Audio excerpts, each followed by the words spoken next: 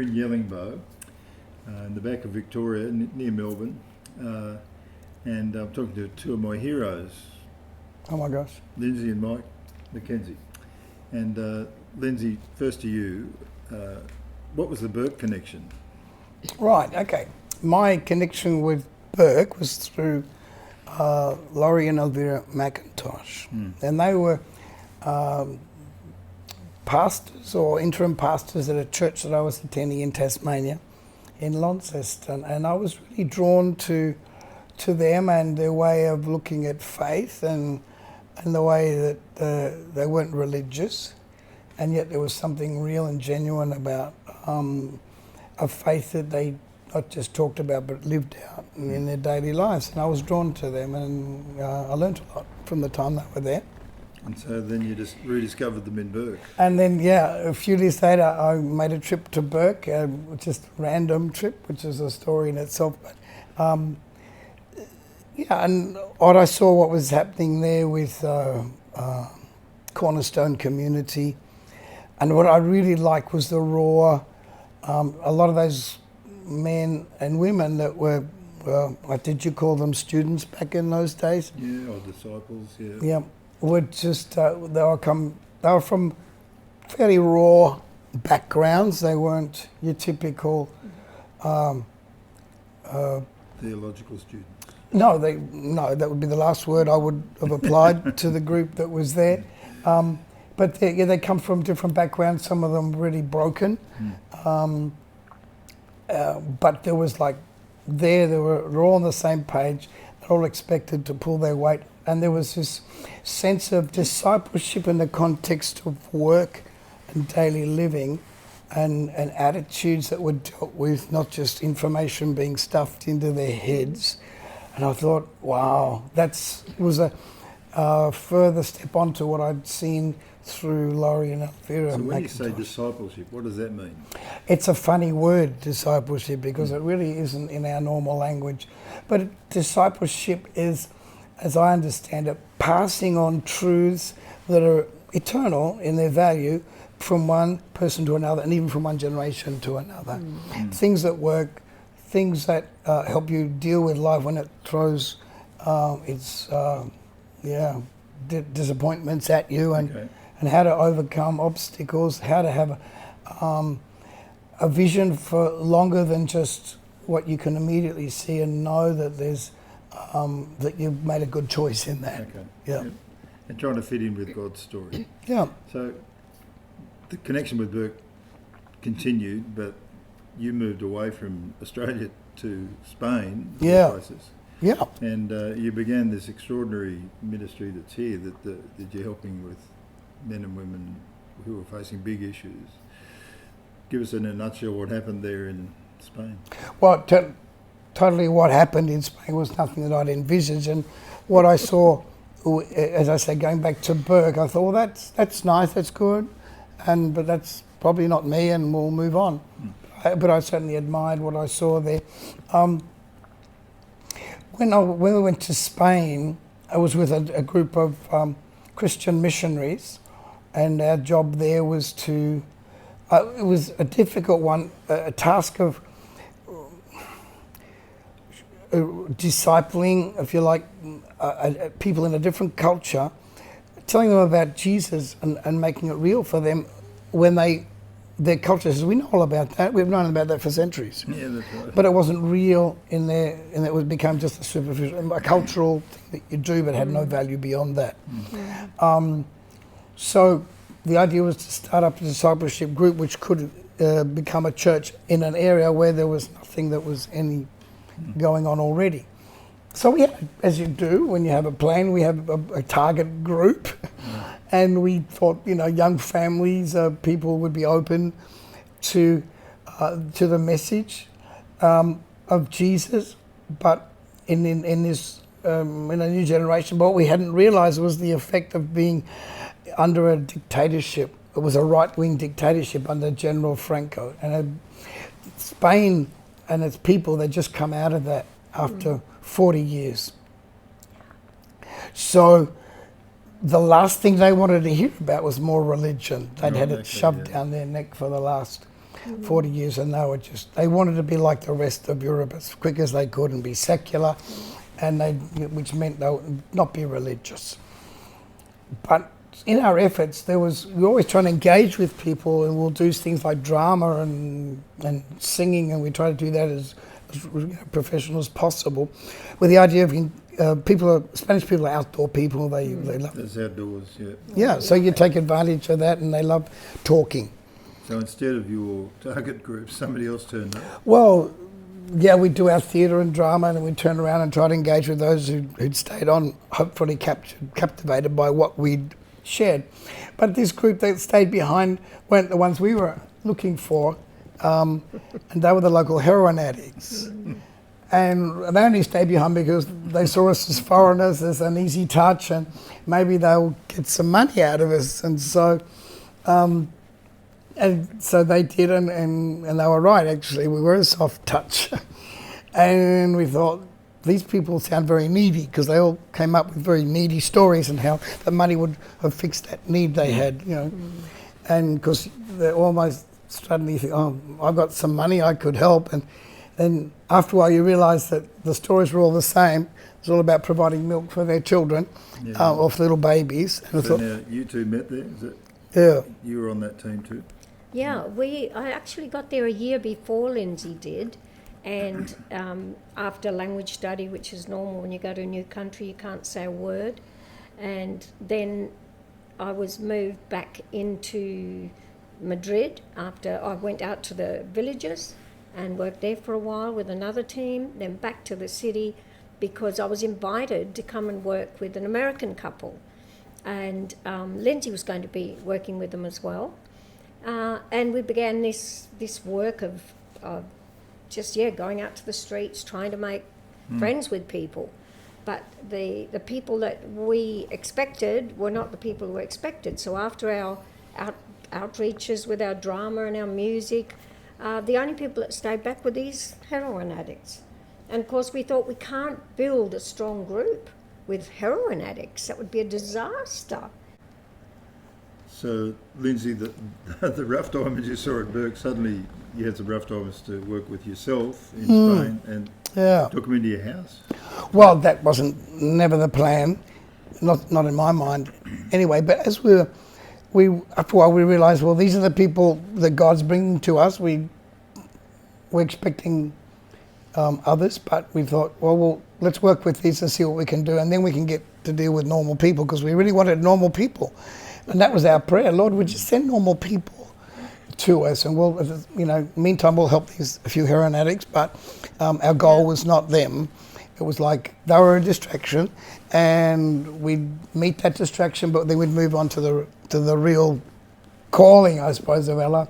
In the middle of that, we would offer to take them to a rehab that we knew of that was a Christian-based rehab. It was always full, but anyway, it was a lot of waste of petrol, humanly speaking, and we didn't see a lot of initially fruit out of that. But one of these, it was a random morning. I was going to do a very random thing, buying groceries and that. And at that moment, I met one of these guys who we had sent up to a rehab, and he had left after 3 weeks, and he was back on drugs. And he said, "Can you help me? I'm desperate." And I could see there was a desperation in his voice. And so I thought, well, he wants to go up to the rehab again. And I said, we can do that, take you up to the rehab. And he said, no, I can't do that because I've got a court order. I have to stay in Madrid. I can't leave the confines of Madrid. And to this day, I don't know why, but my mouth opened, and out of my mouth came these words, "Raoul, why did you come to my house for such a time?" And when that court orders was about 2 weeks off, when the court case came, then you can go from there. And to this day, I don't know why I did that, but he said yes. And as soon as he said yes, I knew I'd made a huge mistake. And I'm thinking, how am I going to get out of this? He said yes, and I made this offer, and I don't know why I did it. So I quickly thought, I can get out of this really quick because I'll make a condition that he won't be able to keep. And that was, I knew they didn't get up till 12 o'clock in the morning, most drug addicts, so I said to him, if you're not at my place at 9 o'clock the next morning, the deal's off, you understand that? He said, yeah, and he went away, and I'm thinking, wow, I think I just dodged the bullet right there, because he's not going to come, but I really put my foot in it, and I'm thinking I should think before I open my mouth. Anyway, the next day, I got a knock at the door. It was 9 o'clock, and it was Raul with his bag, the same guy. And I'm thinking, horrors, I didn't expect to see this scenario, and I didn't know what to do. But just to save face, I said, well, come in and we'll sort it out as we go. And thinking I'd really made a huge mistake. Anyway, just to cut a long story short, his initial words to me were, I know you're all about religion, but I'm not interested. I just want to let you know that. I said, it's fine, Wasn't, but I thought, yeah, okay, what am I going to say? And anyway, I guess underneath he was really curious, and he began to ask a lot of questions, and I wasn't really understanding what he was behind those questions. But in the end, it became clear that he was asking how could he be a Christian? But he didn't say that. That weren't his words. So were you taking him off cold turkey? Oh yeah, that was the whole deal. Yeah, okay. Yeah, coming cold turkey or nothing sort of thing. Yeah. So yeah, that was a bit rough, but we got through that. I'd seen it before. About 4 days. Really bad days, 4 really bad days, and then about a week later, you're sort of back to some semblance of not. In those days, it was pretty much if you're an addict, you took heroin, you didn't take anything else. Nowadays, it's all mixed, but so he made a step towards understanding what it meant to be a disciple, and so we responded to that. And he said, I really want to know, I want to do that. I want to become a Christian. How do I become a Christian? And I thought, okay, well, it's about relinquishing control and about giving control of your life over to God. And then he makes the decisions that you would normally make, and you consult with him and you follow what his will is, and those decisions are going to end up being a blessing for your life.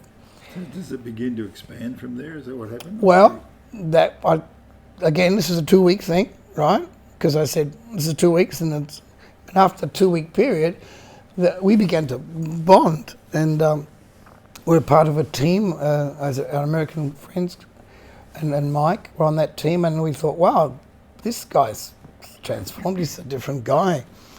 There's something genuinely changing in his life. Do you want to come in at that point?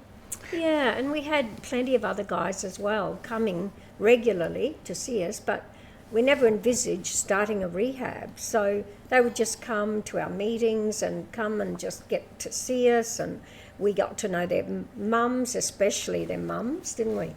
And I had girls come and stay with me sometimes. So it was more an easy-go day community thing. Okay. Raul, this was different, but we thought, well, he's an exception. So I'll jump ahead a little bit. So the combination of work and bringing discipline and shape into their life and faith, you began to sort of borrow a bit of that idea and put it to work in... Well, it's sort of evolved, really. Yeah. In the beginning, what I didn't say was that after about 3 months of that kind of living situation, after the 2-week period, Raul said, could he stay longer? And I thought, well, it's fine. We can somehow, two can live as cheap as one. But then when Raul said, I've been here 3 months and I've been thinking, why don't we take somebody else in? And I'm thinking, well, that's not my plan at all. I think we can be a good team and send them up to the rehab centre. Except there came a case, there were 2 brothers and one, both desperate, but they couldn't go to the rehab centre at the same time, and so they said, we'll take one but not the other. And Raul says, I think we should take him into the flat. And I'm thinking, okay, but not in the same vein. but okay, just temporarily until this sort of sorts itself out. So a guy called Paco came in, and then I saw Raul would take Paco aside and he'd share with him from the Bible what he'd learned and what things were real for him and how God had changed his life. And I thought, wow, there's a dynamic going on here that's very natural and very kind of unforced. So you didn't have to be the guru. No. It was Well, I didn't know what it. Them. I'd never planned on being a guru, so there was no guru because there was no group. Yeah. There was nothing happening, right? Yeah. So I thought, and so And the tippers. so then, and also we were part of a wider team. We had so this was happening under our noses basically, and then after three months, and then Paco and Raul said, well, we've been here together now. We should take somebody else on, and I guess my resistance had been worn down at that point. I thought, okay, but anyway, just to make things worse, they took two guys in the same night, and our neighbours weren't happy with this. We're living in high-rise apartments in Spain, and our neighbours didn't like the look of these guys with missing teeth and scars down their faces and catching the lift up to the 8th floor. So then they started getting involved, and there was rumours. And anyway, long story short, at the end of that 12 months, there were 8 of us, and in this apartment, and things were starting to develop more than we'd planned, and more than we could sort of envisage. And part of that thing is, how did we make this self-sufficient? There were no social services. No. And Not like Australia where you can have a Centrelink or something. No, exactly. And I remember that at that point I thought, wow, it just so reminded me so much of Burke and how that it was a self-supporting, I don't know whether you charged residence fees, but it was, you came in, you worked and you covered your costs, and at the same time you're learning off each other and growing together, and it's all Bible based, and you're making the Bible real and raw to these people. But it's also, excuse me butting in, but it seemed to me like a lot of it has to do with your personal commitment to make this happen. There's a cost here, isn't there? Like for you to be invested in these lives. Yeah. It's not just happening because you turn up for an hour or two and then go away. No. It was like 24/7. I mean, that was it. But it was like, at the same time, it wasn't sort of, this is 24/7. There were things going off all around the place. Someone wanted to leave, someone wanted to kill somebody else, and it was like there was drama from sunrise to sunset. There was no boredom going on here, and it was overwhelming at times. But there was this, in all the time we're there, we never had any really serious things. Well, depends how you describe serious. Edgy things happen. Edgy things happen. But we were young and we loved it. And also, we were shocked. We knew something bigger than us was happening, and we thought, wow, we don't want to mess this up by trying to work out what it should be looking like, but keep our hands off. At the same time, they've got to have some sort of control. So work We became... felt like it was God's story, that we'd just been invited to be a part of it. That's interesting, yeah. It wasn't us. It was something that we were invited to step into. We could have said no. Yeah. Because both of us felt yes. And the others on the team felt yes. And everyone had to say their yes or no. So when you say your yes, well, you're in. But it wasn't a yes, we're up to this. Yes, we're prepared for this. It was I don't understand it. I don't feel at all qualified for this. And if you can find somebody else, please go ahead, do it. Yep. But if it's left with us, we're in for it. Okay, so jumping ahead a little bit, but so it evolves into like you've got a work-based program, and you've got more and more people coming, and it actually came from the guys. They said, we can work. I'm a plumber. I said, Raul. And Paco said, well, I can, lay bricks. Let's pile together our talents and see if we can get a bit of a community kind of business going. And so it started off very small. Some young people sent some money over so we could buy a van. Got this old van, and From so Australia. they'd do house moves. And it just made up things. Whenever anything needed doing, there it was. So in the middle of this, I guess you two are getting together and you're married. Yep. No. Not yet. No, no, we weren't. We were both single. Myk was dealing with girls in her apartment, and it was all sort of fireworks going off left, right, and centre. And in the middle of that, we were Yeah. drawn together. So let me compress it now. Like within a few years, you did have this thing's become a very viable or very Yep. real thing. Yep. That's happening, and not only just in Spain, but it's beginning to spread.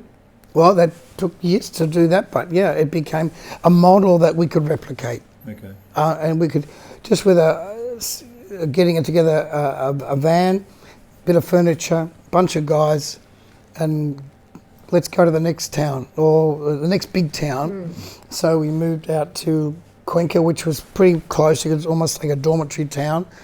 And then from there we went to Valencia, which was 5 hours away, and that had to be more self-sufficient. And then But just, Barcelona. that seeded each new work was just, put the seed money in, and the guys had to go and find a way of sustaining themselves in this new city. So, and I think what I remember you telling me was that these guys who'd come out of addiction, they actually became the leaders or the initiative takers in it, and that was the secret, because the guys coming in are going, well, if he can do it, I can do it. Exactly. Raoul ended up falling in love with a New Zealand girl that was staying with me. Yeah. And they got married and then went on to have 2 kids. We got married just before that and went on to have our 2 girls. And this was all while we were doing things. So couples would be happening, as soon as a guy came through and he got his life back and started to really go places, and then he, found a good wife, often one that had been through what he'd been through. So they became the leaders. So this is it seems to me the key to it, and I mean success rates probably isn't a good word, but percentage-wise, a lot of them were actually coming completely out of addiction. Yeah. Absolutely. I mean, it became, I suppose really us getting together was a very key moment, because then at that point everything I thought was depending on us foreigners, and I thought I was a key part to it. And if I wasn't there, it wasn't going to happen. And then I'm hearing, we're getting married. I'm thinking, how can I do that and do that? And I had to hand over to Raoul, and I wasn't sure that he was trustworthy, because he wasn't going to do it the way I wanted to do it. But that was important, because that handing over became such a key part of growth. One learns something, teaches it to somebody else, and then delegates it, hands it over. Okay. And it became a pattern of learning, teaching, delegating, learning, teaching, delegating. So we're on the edge of a very big story, which you haven't got time to tell the whole story.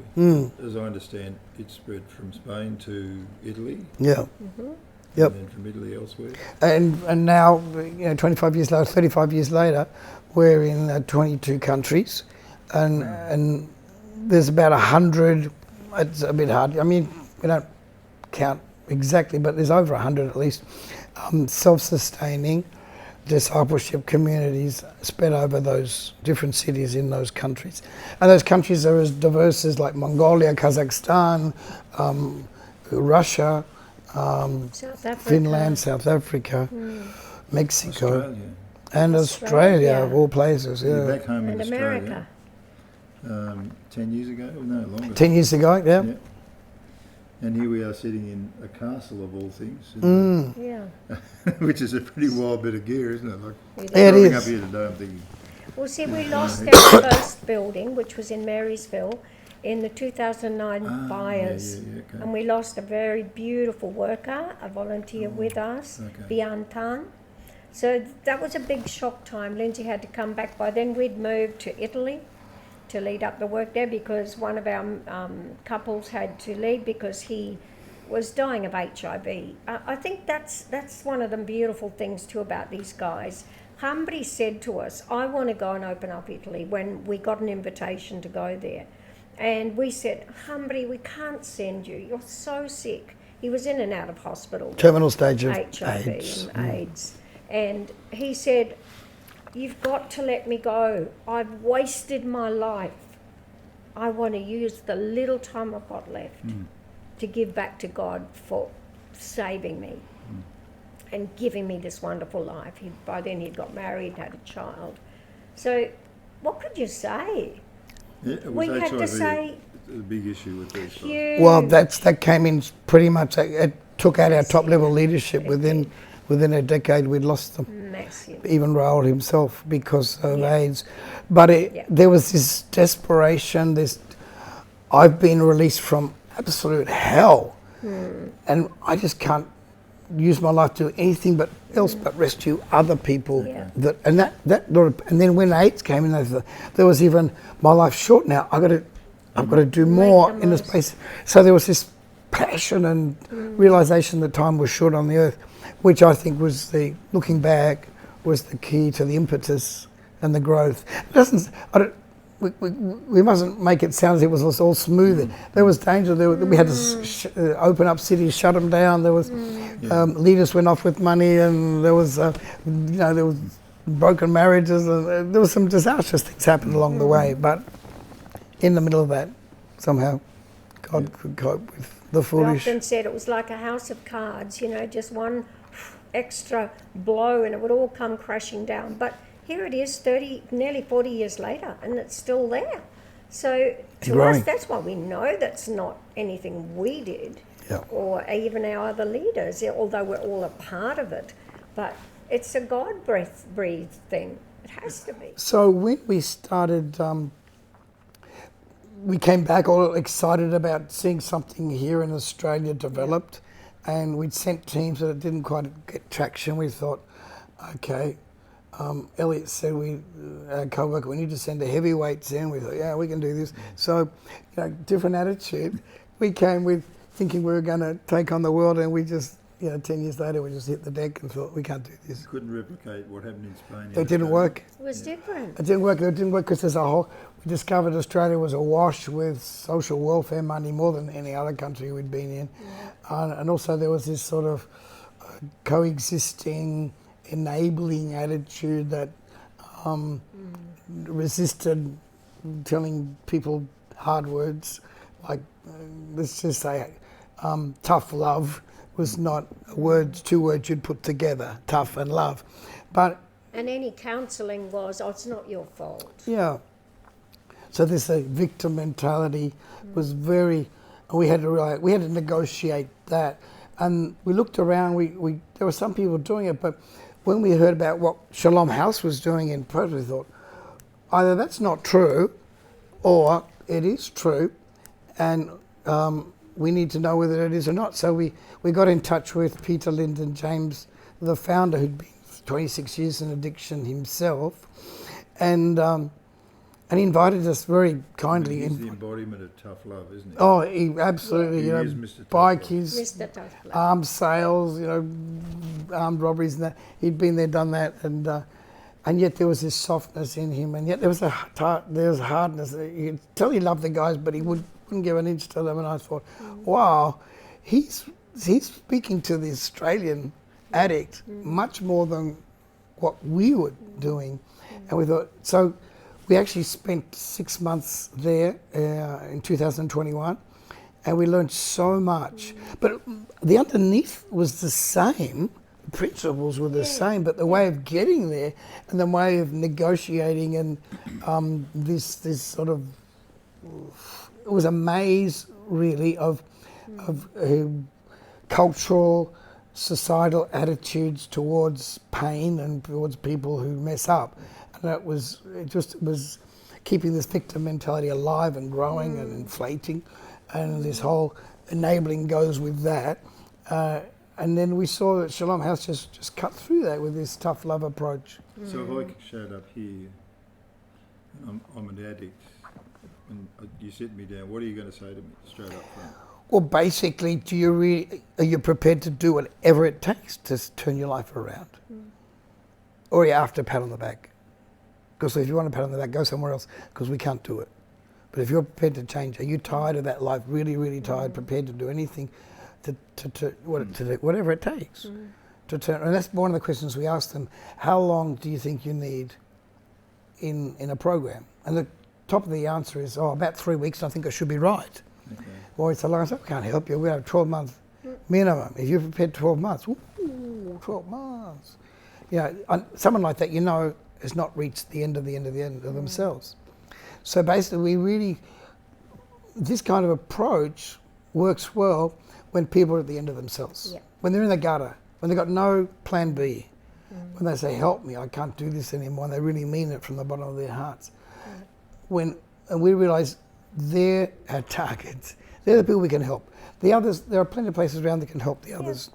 I mean, Peter himself, Peter Lyndon James, talks about the A's, the B's, the C's, the D's. He said, I will only accept the E's in my program because the others want to mess around, they want to play around, they just want a bit of a leg up. He said, that's fine, there are plenty of places around that'll help you there.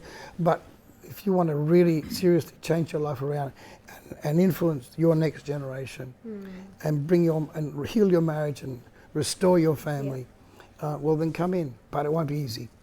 And So they have the stages too. They come in their stage 1, and everything's taken off them. So they just have to start from zero and start again, and little by little through the stages, and they get more. They get all their ID back. They get a bit more. They can come in a bit later if they allowed home for leave.